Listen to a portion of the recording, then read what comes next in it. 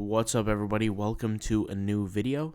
In today's video, we're going to go ahead and jump on ChatGPT, and we're going to ask some questions to ChatGPT to hopefully give us some more insights with some print-on-demand passive income topics. So let's just talk about this. You guys know what ChatGPT is. There's a company called OpenAI. They created this essentially Google replacement, which an individual can go out there and just simply ask questions, and they receive an answer.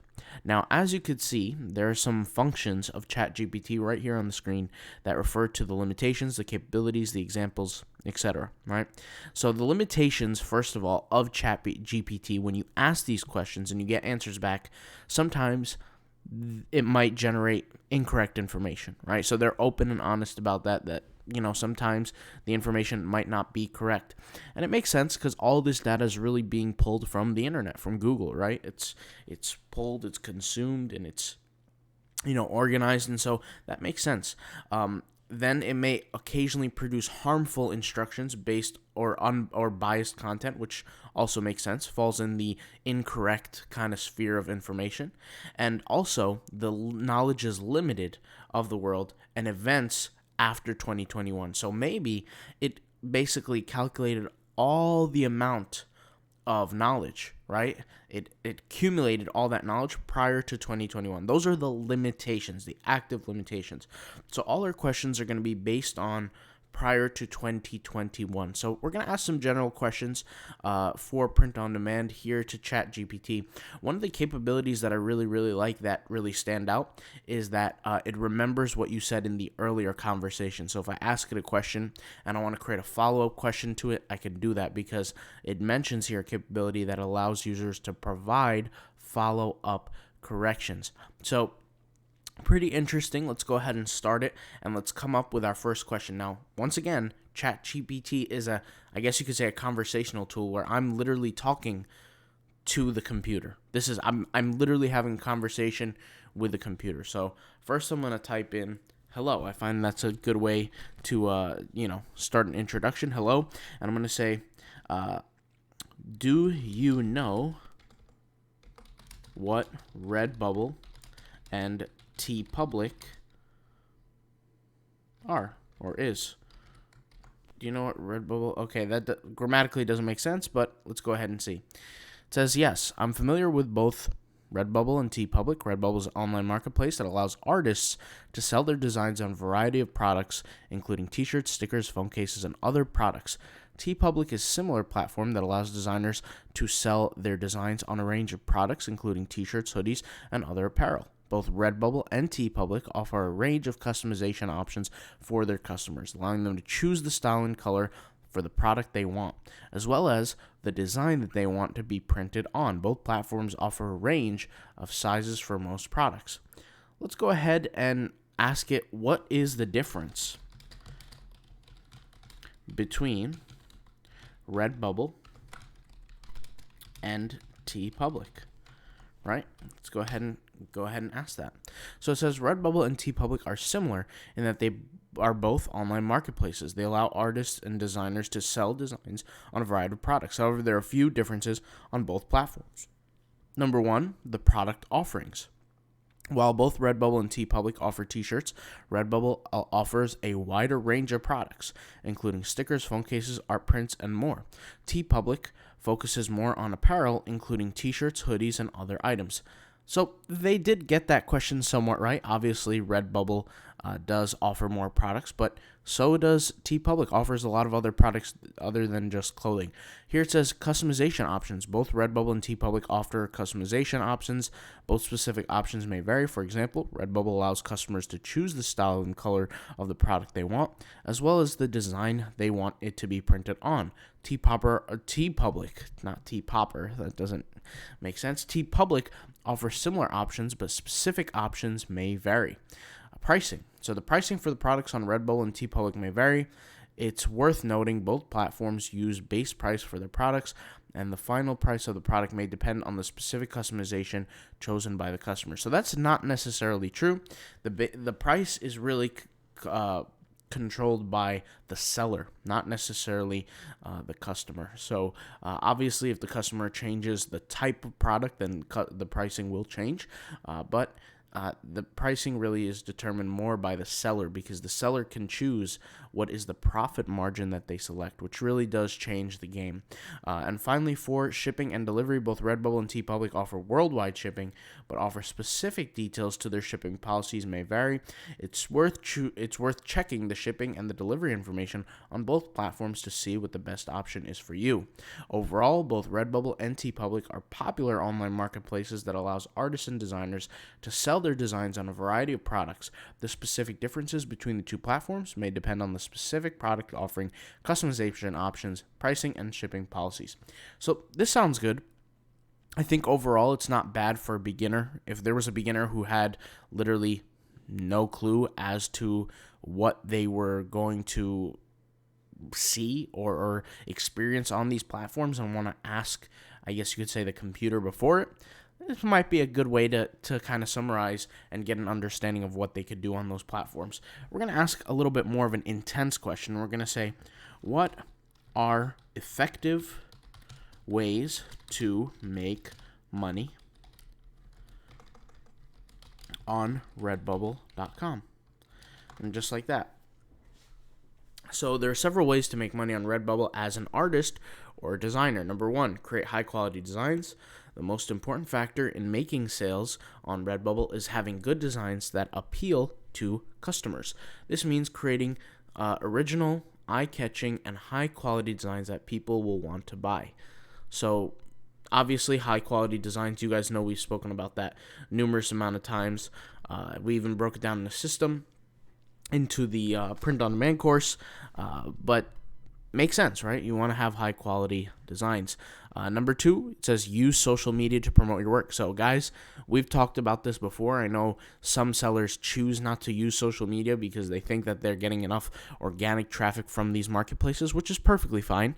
It is true. You do get a lot of traffic from the actual platforms. I would say social media is just that extra boost that could really change the game. Instead of generating, let's say, 50 sales a year on a specific design, you could generate 350 sales. Why? Well, because every sale that you get now contributes to your next sale with print on demand. So the way these platforms work is they're, marketplace-based platforms. If you get a sale now for a product, you're going to rank a little bit higher and a little bit higher and a little bit higher with the more sales that you get. And if you're generating some sales from social media, or regardless of where they're coming from, the more sales you generate, the more people are going to see your work, which there creates a cyclical effect by creating more sales, creating more traffic. Creating more traffic creates more sales, and so on. So I would say that's a good way to increase your income for sure. Let's see. It says participate in Redbubble's partner program. So I agree with this completely. You can participate in Redbubble's partner program. If you're not an artist, it might not be worth the hassle. Just really just depends on you personally, because you are required to use particular graphics. There are certain, I guess you could say, confines to what you can do in the Redbubble partner program, but the Redbubble partner program does allow you to create art in specific categories that might be copyrighted or trademarked otherwise, and you're legally allowed to do that, which, like I said, can help depending on your situation. Number 4, utilize Redbubble's marketing tools. It says Redbubble offers a range of marketing tools to help you promote and drive your sales. This includes email marketing, social media advertising, and more. So I wouldn't really say that that's the case. It's not like you could just press a button and send out an email to all of Redbubble's customers. So I really wouldn't say that number 4 is correct. I would say that, if you're going to make money on Redbubble, that doesn't not even apply. Anybody who was reading that might get a little bit confused, but still, overall, the machine is doing very well. Then finally, it says use tags and titles to improve discoverability. Use relevant tags and titles for your designs can help them show up in Redbubble search results and make them easier for customers to find. So number 5, I would totally say is correct. A lot of the big things that we've talked about here in the past is finding the right keywords, the right tags, and the right titles to improve how much traffic you get, which is, they hit the nail on the head, discoverability, right?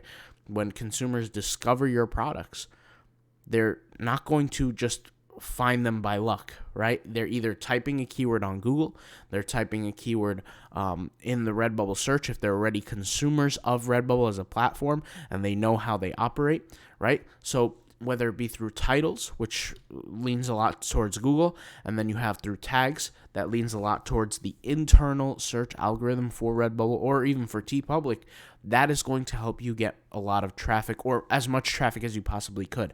The more, essentially, the better your tags are, and the more relevant they are to a specific search term, the more traffic you're going to get, and the more you're going to pop up for the similar design section. For those who aren't familiar, after somebody clicks a specific design and they scroll down, there's a section that Redbubble recommends other products, right? And you can show up in that similar section based on the keywords that you have as well, okay? Number 6, offer a range of products. So it says expanding your product offerings. Now, I agree with this somewhat. Now, here's the reason why. This definitely can create more sales. In fact, you should always offer your design on all products. That's just my personal opinion. Now, is it going to necessarily create you more sales? Not necessarily. For example, if I have all my products and Redbubble just released the new the dog bandanas, the dog, the pet mats. You guys know what I'm talking about, like those carpet mat things for the pets. Just because I put my designs on there doesn't necessarily mean I'm going to get more sales. It's a potential kind of thing. But definitely putting your design on all products is, for me, it's a requirement. That's something that I do all the time. In fact, I would never deviate from that. Now, lastly, I want to ask Redbubble or the Chat GPT, what are some insider expert tips on Redbubble? And let's see on generating. Let's see, generating Redbubble sales. Right? So I'm just going to ask it this way and see, which is basically another way of asking the other question. Let's see if these are truly going to be insider tips or they're going to be somewhat obvious tips. Let's go ahead and see. So the first one they said is use high quality images. I wouldn't say that's an insider tip. That's kind of obvious. Use relevant tags and titles. Once again, kind of obvious. We already talked about that. Number 3, utilize Redbubble's marketing tools. So once again, that doesn't apply because, I mean, what tools do they really have? They don't have their own email marketing system that you could use. I would say the only thing that's related to marketing is when you allow your designs to be on third-party websites. Number 4, participate in Redbubble's partner program. Once again, use social media, offer a range of products. So essentially, this answer was exactly the same as the last answer, which is not too bad. I mean, obviously, it creates a generalization, and ChatGPT is free, so I mean, why not? But it is pretty interesting to me how they configured a software like this, ChatGPT, to be able to create these kind of answers. I think overall it's pretty cool. And I think if you're looking for help with niches, you can ask something like this. So you can say, provide to me a list of 40 t-shirt niche ideas, right? Something like that. And it says, here's a list, and there you go. It's providing the list. So travel, fitness, food and cooking, nature and outdoors, pop culture and entertainment, art design, quotes, sports, music, political, and social activism. I would be a little bit wary of that, depending on what platform you're on. You do want to be aware that the niche that you're going to target is very, it could be, I would worry about that because if you do something political, you can get booted off the platform. And social activism, maybe not necessarily Redbubble once again, but definitely something like Merch by Amazon, you could experience some negativity towards that. So just be aware. Pop art, humor and comedy, geek and nerd culture, pets and animals, environmentalism, retro, vintage, fantasy, gaming, films and TV shows. Once again, be aware that you don't want to infringe on anybody's rights. So, for example, let's just use Jurassic Park as an example. Now, I think Jurassic Park is actually in the partner program, but let's just use any kind of movie. It doesn't really matter. If you're creating art based on that movie, you have to be in your rights to do so using fair use. And fair use is any kind of parody or satire or anything that deviates from the original formation of that art. It's just essentially a custom creation. Now, I'm no lawyer. You should do your own research on this. But generally, when we're speaking, fair use is your own customizations to whatever kind of art that you're creating. Okay? So just be aware of that. We have gaming, films, and TV shows. Once again, gaming falls into that, be aware of that, fair use kind of thing. Films and TV shows, beach and tropical. Beach and tropical is an easy way. I've made thousands of dollars with beach and tropical. You guys know the unlimited tool. I could literally just search the keyword beach, and I could get, tons and tons of pictures of different beaches and things like that. And I could turn these, and I already have. I mean, not me personally. I have virtual assistants that do these for me. And they'll take photos like this, and I'll sell them on things like a Redbubble, on, Tpublic, not necessarily Tpublic, sorry, excuse me, not Tpublic, not Merch by Amazon, Society6, sometimes even Zazzle, depending on what the situation is with a little customization feature on it. But if, an image like this would be a great image to sell in certain situations like that. Even canvas type images or that you could sell, on different situations. So I could just show you how the image looks. Very, very high quality. Ever since they made the update, I mean, you could see here, this is zoomed in at 100%. I'll zoom out 50%. This is zoomed out at 25%. You could see how high quality it is, right? And this is a great image that you can take and essentially sell it, so it does very, very well in terms of income. So they are right from that perspective. And like I said, from landscape type images, like environment type images, I made thousands of dollars just off of that on, let's just use Redbubble alone. I mean, forget even Society6. And I told you guys, Society6 was the only platform that I use, that I just solely use for these images, right? Now, obviously, there's other platforms that I use these images on as well, but Society6, I use only those images, and I do very well on there. Beach, tropical, seasonal and holiday, streetwear and urban fashion, architecture, cityscapes, education and learning. Education and learning, if you can do a spin-off, like a funny spin-off, like I'll give you guys an example, that where you can create some really good stuff. You can create some like math day, Pi Day, some funny spin-offs for certain shirts that you can really profit on. If it's somewhat educational and somewhat comedic, you mix those two, you can do very well. Parenting and family, photography, cars and motorcycles, mythology and folklore, comics and graphic novels. Once again, that falls into the category of you got to be aware of the fair use, you got to be aware of the trademarks, the copyrights, because you're technically, creating something that wasn't originally yours. Business and finance, beauty and fashion, religion, spirituality, great place to be. Gardening and plants, hobbies and interests, food and drink, music festivals, health and wellness. Tons and tons of money made there in that niche. Science and technology, medical and healthcare. Medical and healthcare is a little bit more intricate, but I'm sure there's a market for it. If you have any kind of experience in those fields and you know some of the inside information, you could definitely create some stuff there. Animals and wildlife, culture and diversity. So these are a great list of 40 different topics. I mean, you could do really well. Let's go ahead and take one of these topics, like humor, and let's say, give me a list of 20 funny, humorous jokes that I can put on a t-shirt, like something like that, right?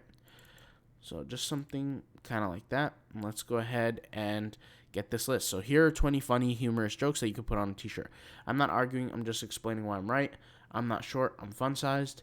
I'm not procrastinating. I'm prioritizing my Netflix time. I'm not lazy. I'm just conserving my energy. I'm not getting older. I'm leveling up. I actually like these. Like, that one is hilarious. I'm not getting older. I'm leveling up. I love that one. That is epic. You can create some funny art for that. I'm not arguing. I'm just passionately expressing my opinion. I'm not a morning person. I'm a coffee person. That's a good one, too. I could, that one's really good. I'm not overweight. I'm just full of love. That's a good one. I am not a vegetarian. I'm just a pizza and mac and cheese enthusiast. I am not a perfectionist. I'm just really good at procrastination.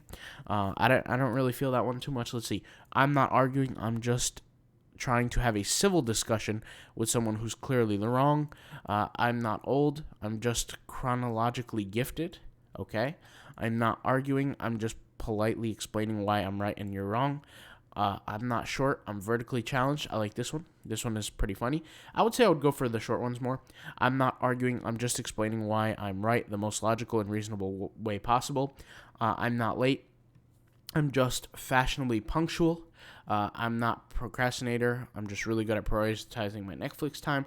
I'm a perfectionist. I'm not arguing. I'm just explaining why I'm right in the most eloquent and convincing way possible. I'm not short. I'm fun-sized and easy to carry. Okay, so not a bad list, I would say. Not a bad list of funny things that you could put on a t-shirt. And guys, you can create tons and tons of t-shirts just from this idea. So if you think that this would be good for you, let me know in the comments down below. Let me know if you're trying it out yourself. And I think what we're going to do is we're going to create some, I guess you could say, designs with these ideas next. All right. I'll talk to you guys later. Thank you guys for watching, and peace out. Bye.